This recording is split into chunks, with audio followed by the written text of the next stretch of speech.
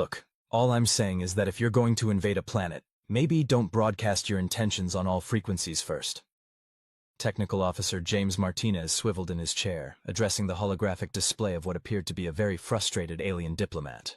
The Zekthari representative's facial tentacles writhed in what humans had learned to interpret as extreme annoyance.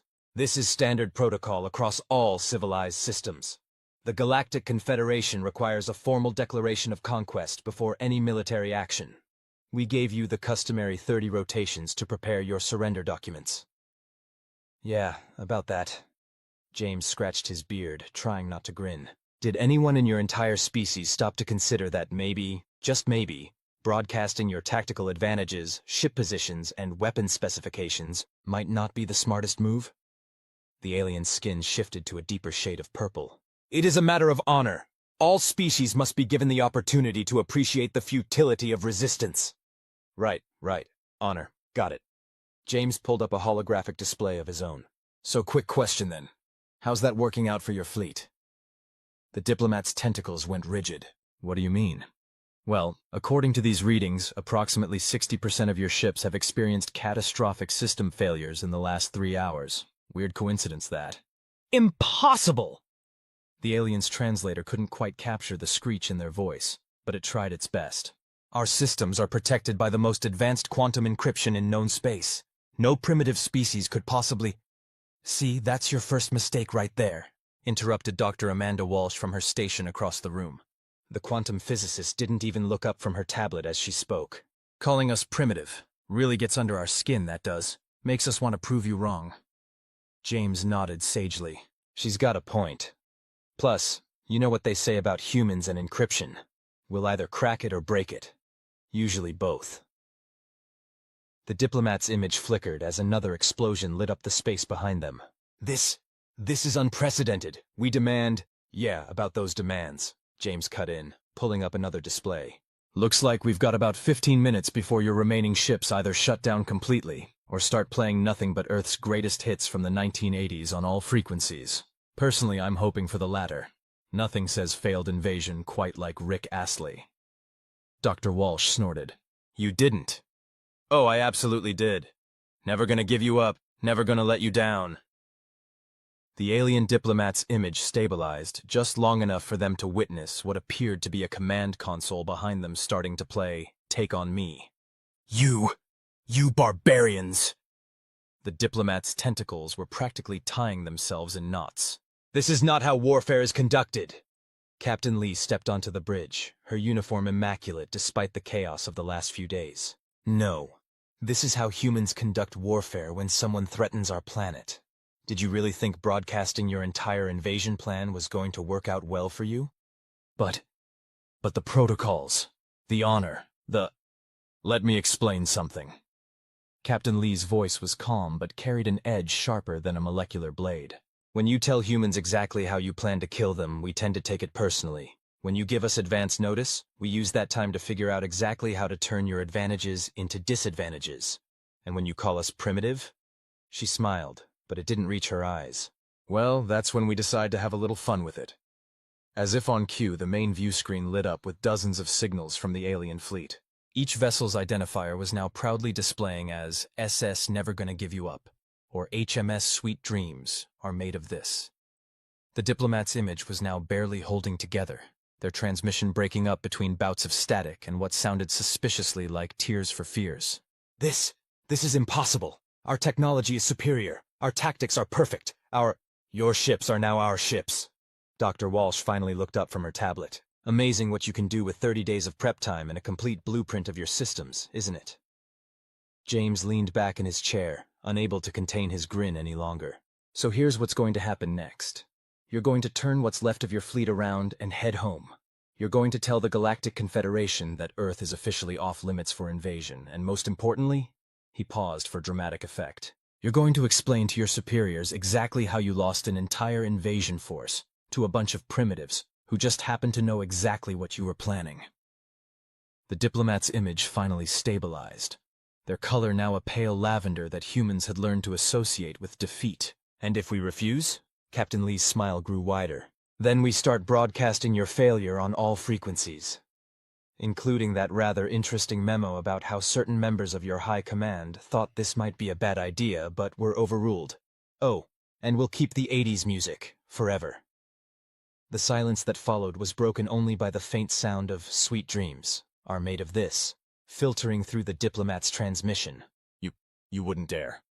Try us. James, Dr. Walsh, and Captain Lee spoke in perfect unison. The diplomat's tentacles drooped in what was unmistakably resignation. Very well. We will withdraw. But this is not over. Oh, it absolutely is, Captain Lee assured them. Unless you'd like us to demonstrate what we can do with 90 days of prep time? The transmission cut off abruptly, replaced by the sight of the remaining alien vessels slowly turning around. Their engines flared to life, but not before each ship's external lights pulsed in perfect rhythm to the final chorus of "Take on Me." James stretched in his chair, looking mighty pleased with himself. Think they learned their lesson? Dr. Walsh finally set down her tablet. About broadcasting their invasion plans? Maybe. About underestimating humans? Definitely. Should we tell them about the back doors we left in their systems? James asked innocently. Captain Lee shook her head, but she was smiling. Let's save something for next time. Although, she added, watching the last ships disappear into hyperspace, I doubt there will be a next time. At least not from the Zakthari. Want to bet? James grinned. 10 credits says they try again within a year, but next time they'll try to be sneaky about it. No bet, Dr. Walsh replied, but I call dibs on picking the playlist if they do. Deal. Just maybe go easy on the Rick Astley next time? No promises. Some traditions are sacred. As the bridge crew settled back into their normal routines, the last echoes of 80s pop faded from the communications channels. Somewhere in the vast expanse of space, a very frustrated alien diplomat was preparing to explain to their superiors how they had managed to lose an entire invasion fleet to a species that hadn't even achieved full solar system colonization yet. And somewhere in the secure databases of Earth's defense systems, a playlist labeled "Songs for Future Invasions" was being carefully curated, just in case. After all, if there's one thing humans had learned over the centuries, it's that there's no such thing as being too prepared, especially when it comes to adding insult to injury. 3 months after the failed Zakthari invasion, life aboard Earth's Defense Station Alpha had settled into what passed for normal. That is, until James's morning coffee was interrupted by a priority alert from the long-range sensors. You've got to be kidding me, he muttered, setting down his "Humans Do It Better" mug, a gift from Dr. Walsh after the invasion. Captain, we've got something interesting on the quantum bands. Captain Lee materialized on the bridge so quickly that James was half convinced she'd developed teleportation capabilities. Define interesting, Officer Martinez. Remember how we left those back doors in the Zakthari systems? James pulled up a holographic display showing streams of encrypted data. Well, they've been busy, very busy, and very bad at cleaning up their digital trails. Dr. Walsh, who had apparently developed the same theoretical teleportation abilities as the captain, appeared at his shoulder. They're not seriously. Oh, they absolutely are. James couldn't keep the glee from his voice. They're trying to be sneaky this time. No broadcasts, no formal declarations. Just lots of encrypted chatter about something called Operation Vengeance is a dish best served with proper diplomatic protocols. That's a terrible operation name, Dr. Walsh noted, already pulling data onto her own screens. To be fair, it probably sounds better in Zakthari, James shrugged. But the best part? They think they've developed countermeasures for everything we did last time, including, and I quote, primitive audio-based psychological warfare techniques. Captain Lee's expression didn't change, but there was a dangerous glint in her eye. Have they now? And I assume we can access these countermeasures? Better. James's grin threatened to escape the confines of his face. We can improve them, for them. As a courtesy. Of course, Captain Lee nodded solemnly. It would be rude not to help them test their defenses, Dr. Walsh. Already on it. The quantum physicist's fingers danced across her console. Their new encryption is actually pretty good. It only took me 3 minutes to crack instead of 2. They're learning. Not fast enough, James commented, then frowned at his screens. Hold up. This is... Huh is not a technical term, Officer Martinez, Captain Lee reminded him. No, but it's the appropriate term for discovering that the Zakthari have apparently filed a formal complaint with the Galactic Confederation about our dishonorable tactics in the last encounter. They're using it as justification for a punitive expedition. Dr. Walsh snorted. Let me guess. They included all the technical specifications for their new improved fleet in the complaint? Along with detailed analysis of what went wrong last time and their planned countermeasures. James confirmed. It's like they're physically incapable of not documenting everything. Cultural compulsion. A new voice joined the conversation. Dr. Thompson, the station's xenoanthropologist, stepped onto the bridge with a tablet in hand. The Zikathari have a deeply ingrained need to document and file everything in triplicate. It's literally hardwired into their biology. That seems... Captain Lee paused, searching for the diplomatic term. Incredibly exploitable? James suggested. I was going to say challenging for their species, but yes. The captain turned to Dr. Thompson. Any other insights we should be aware of? Just that their complaint to the Confederation is probably longer than the collected works of Shakespeare, includes every possible detail they could think of, and... He paused to check his tablet. Yes, has already been filed with at least 15 different regulatory bodies. James whistled. That's a lot of evidence of premeditated aggression they're creating. Evidence that we now have access to, Dr. Walsh added, not looking up from her work. Along with, oh, this is interesting.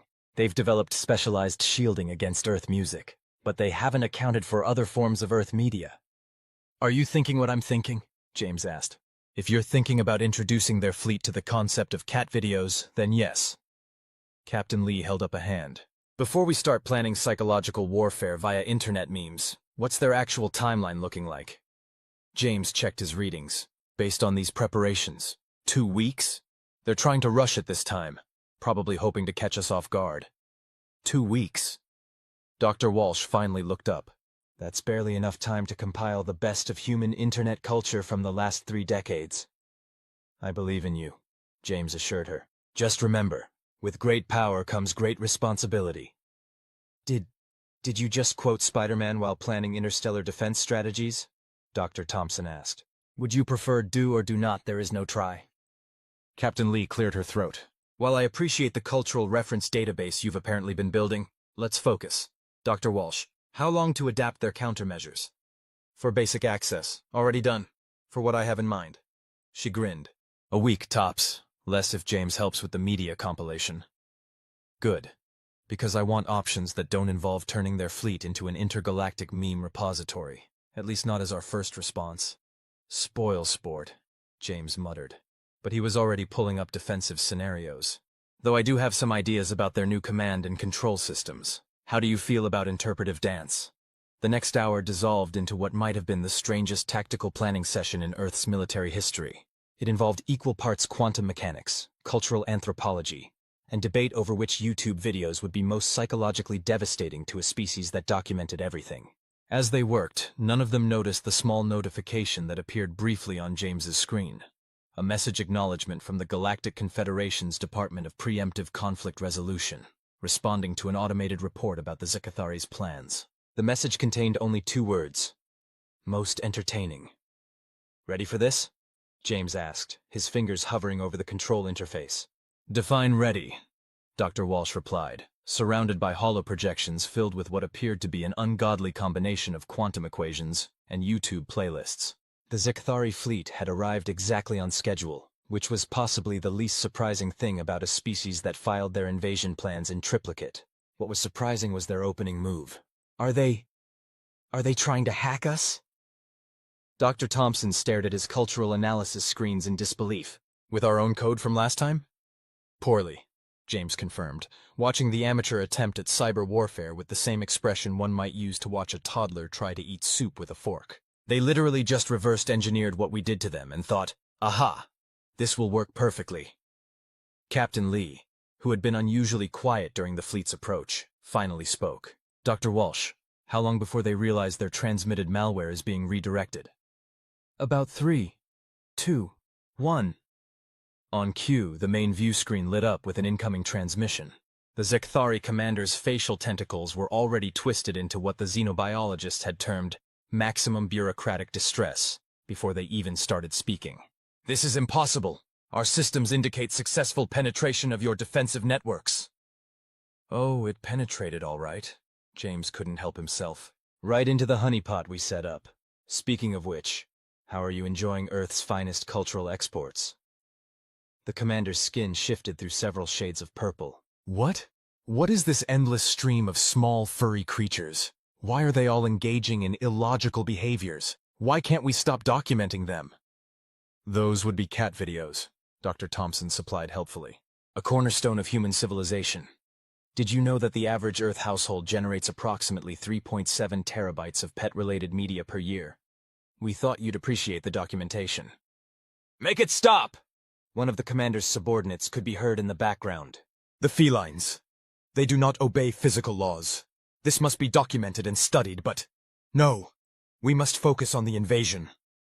About that, Captain Lee stepped forward. We took the liberty of forwarding your complaint to the Galactic Confederation, along with our own documentation. The commander's tentacles went rigid. You, what? Oh yes, James grinned. All 18,000 pages of it, including the sections where you detailed your plans for a second invasion, in triplicate, with annotations. You can't. The processing time alone has already been completed, Dr. Walsh interrupted. Turns out when you submit documentation about how your previous violation of interstellar law was handled dishonorably, and then immediately document your plans to commit another violation, well, let's just say it fast-tracks the bureaucratic process. The commander's image flickered as they presumably received their own notification from the Confederation. The range of colors their skin cycled through suggested it wasn't good news. This is not possible. We followed all the proper procedures, including documenting your intention to violate at least 15 different interstellar conventions, Captain Lee noted. Very thorough of you. The Confederation's Department of Preemptive Conflict Resolution seemed particularly interested in the appendices about planned revenge protocols. But the forms were filed correctly. All the documentation was perfect. That's what makes it so beautiful, Dr. Thompson mused. You created the most thoroughly documented case of premeditated interstellar aggression in Confederation history. The xeno-legal scholars will be studying this for decades. James leaned back in his chair. So you have two options. One, you can turn around now, go home, and deal with the 17 different regulatory bodies that have already opened investigations into your activities. And the second option? The commander asked, their voice carrying the tone of someone who already knew they wouldn't like the answer. We activate the backup plan, Dr. Walsh said cheerfully. The one involving your fleet's new improved communication systems and about 30 years' worth of human internet culture. Did you know your ship's AI cores have a remarkable capacity for processing and documenting memes? We've been very impressed with the test results. You wouldn't dare. Remember what happened last time someone said that to us? James asked innocently.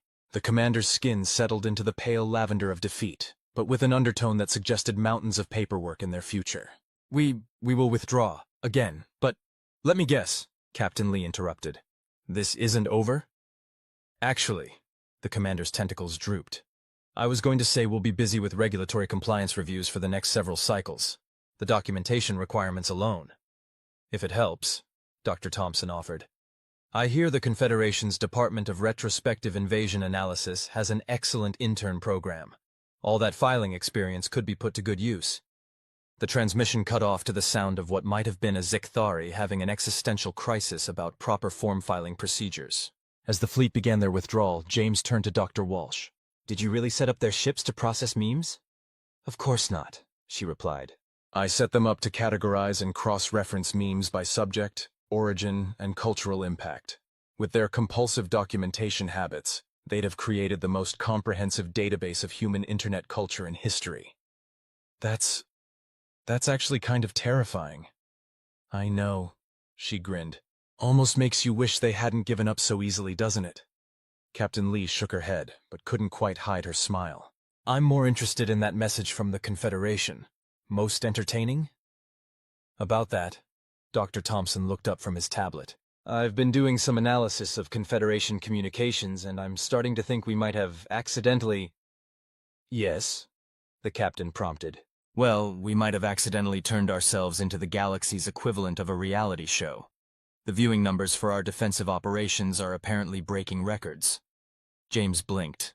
Are you telling me we've been accidentally live-streaming our battles to the entire Galactic Confederation?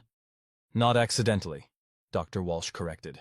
Their regulatory bodies require comprehensive documentation of all interspecies conflicts. We've just been particularly entertaining about it. So somewhere out there, there's an alien equivalent of social media going crazy over us right now? Based on these translation feeds, Dr. Thompson checked his tablet again.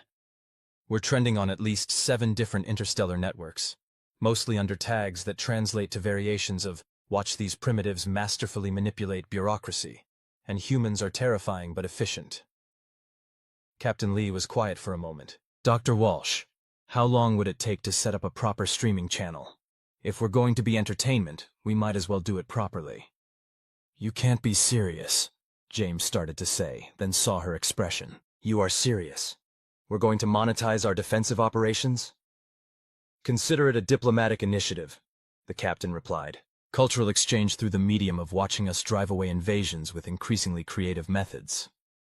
"Plus," Dr. Walsh added, "think of the documentation possibilities. The Xikthari aren't the only ones who can file things in triplicate." As the bridge crew began enthusiastically planning their new interstellar media presence, a small notification appeared on the Confederation's networks. "Earth Defense Station Alpha is now streaming. How to repel an invasion through aggressive documentation, a guide for primitive species." It broke all previous viewing records within the hour. "We're trending again," Dr. Thompson announced, scrolling through what had to be at least 12 different holographic feeds of alien social media. "The Arthraxians are particularly excited about our latest episode. The one where we repelled that Mergoid scout ship by convincing them our atmosphere was actually a sentient defense system?" James asked, not looking up from his own work. "Or the one where we got that Proxima battle fleet to retreat by filing 17 different environmental impact reports?" "Both, actually. But they're especially impressed by how we managed to get the Mergoids to self-report their attempted invasion as a workplace safety violation." It had been 6 months since Earth Defense Station Alpha had become the galaxy's most unlikely media sensation. What had started as a simple defensive streaming channel had evolved into something between a masterclass in creative problem-solving and what Dr. Thompson had termed bureaucratic performance art. Captain Lee entered the bridge, carrying what appeared to be a tablet filled with alien script. "We have a situation." "Good situation or bad situation?" Dr. Walsh asked from her station, where she was currently designing what looked suspiciously like a quantum-encrypted meme database. "That depends," the captain replied, "on how you feel about being nominated for a Galactic Excellence in Documentation Award." James spun his chair around so fast he nearly fell out of it. "We've been what now?" "Nominated for 3 categories, actually." Captain Lee began reading from the tablet. "Most creative use of regulatory compliance in defensive operations. Outstanding achievement in cross-cultural digital integration. And, this is my personal favorite, best new entertainment channel in the species of concern category." "Species of concern?" Dr. Walsh raised an eyebrow. "Apparently it's for species that are simultaneously considered primitive and terrifying," Dr. Thompson explained, pulling up more data.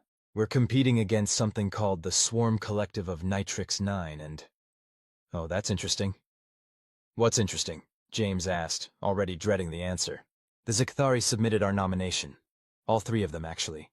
With full documentation of every defensive operation we've conducted, analyzed from multiple regulatory perspectives." Captain Lee nodded. "They seem to have developed an appreciation for our methods. Their nomination package included a 16,000-page appendix on how we've revolutionized the field of bureaucratic warfare." "Is that why they haven't tried to invade again?" James wondered aloud. "Too busy documenting our previous encounters?"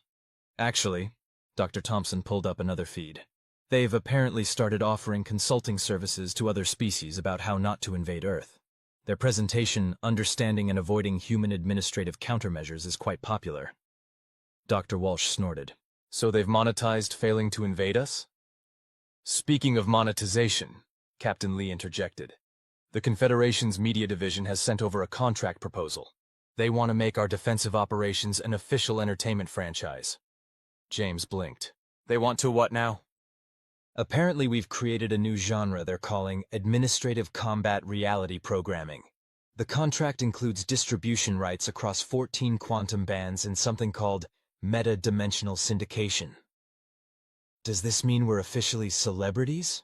James asked, then quickly added, "For purely professional reasons, of course." "According to these ratings," Dr. Thompson checked his feeds again, "we're bigger than something called Keeping Up with the Hive Queens and Real Bureaucrats of the Carina sector combined." We should do a crossover episode, Dr. Walsh suggested, only half joking. I bet those hive queens have some interesting documentation procedures. Before anyone could respond to that terrifying proposition, a priority alert flashed across the main screen. James pulled up the details and started laughing. Care to share with the class? Captain Lee asked. Remember that environmental impact report we filed about the Proxima fleet? Apparently it triggered an automatic review by the Confederation's Department of Xenological Habitat Preservation. They've declared Earth a protected cultural preserve due to our unique and previously undocumented methods of species interaction. Meaning? Dr. Walsh prompted. Meaning, James grinned, that any species attempting to invade Earth now has to file for an exemption from preservation status first. The waiting list for application review is currently... He checked the details. 27 years long. And the application itself? Captain Lee asked, already suspecting the answer. Requires documentation in 43 different formats, with notarized translations in at least 12 languages, including 3 that are technically extinct. Dr. Thompson was practically gleaming with academic excitement. They've weaponized red tape! They're using our own methods against potential invaders!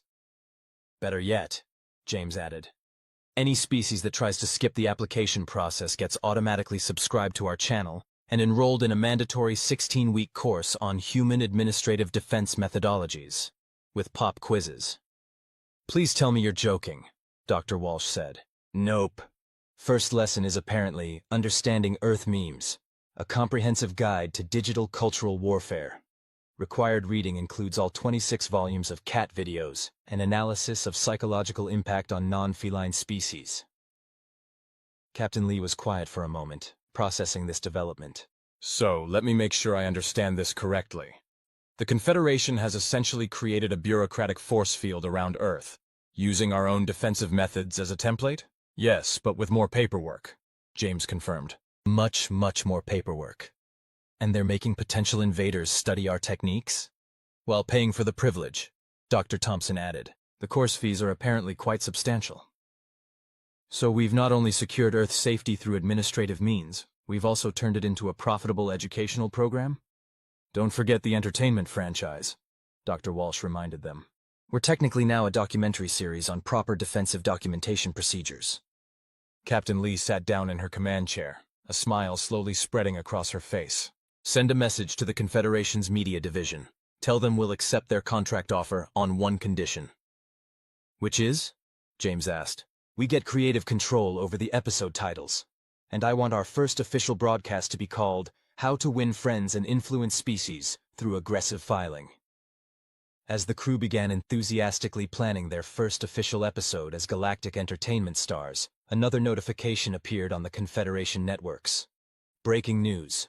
Earth's defensive documentation techniques now required study for all aspiring invasion forces. Waiting list for course registration already exceeds standard planetary orbital period. Somewhere in the galaxy, a Xathari academic was already preparing a 1,000-page analysis of how a supposedly primitive species had managed to turn their own invasion attempt into a profitable multimedia educational empire. They filed it in triplicate, of course. The end for now,